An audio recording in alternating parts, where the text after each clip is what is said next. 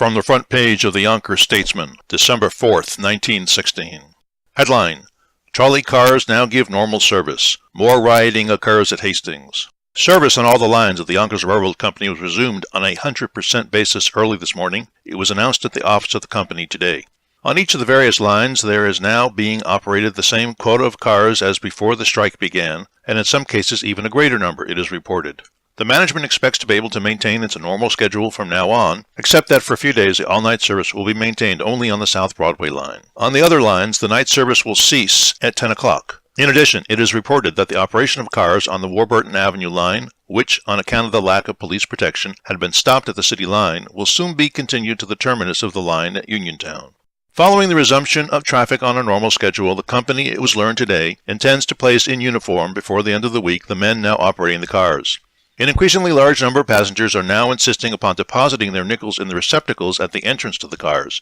They are doing this, it is intimated, on account of the rumors of large harvests by conductors who in some cases have been known to place their hands over the slot so that the passenger was obliged to give his nickel to the conductor personally. There have been rumors that a large percentage of the money so collected has failed to reach the company's treasury. Manager Sutherland estimated this morning that the number of passengers carried on the several lines yesterday exceeded 50,000. Headline: Congress reassembles.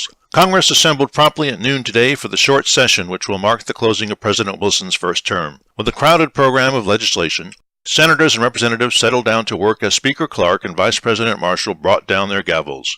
4 bills designed to touch the high cost of living were introduced today by Representative Fitzgerald of New York. 2 proposed a food embargo. 1 would regulate the transportation of cold storage foods, and the other would regulate the admission of farm products and manufactured foodstuffs to parcel post at reduced rates. Headline: Romanians hold back invaders.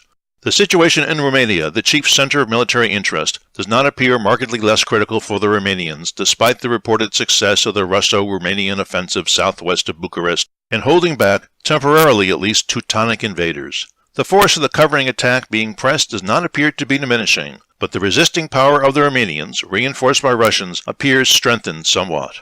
Headline: U.S. Marines in fight. In an encounter between American Marines and natives in Santo Domingo, November 29th, there were a number of wounded on both sides, the heaviest losses being suffered by the Dominicans. And that's the news from Yonkers 100 years ago today.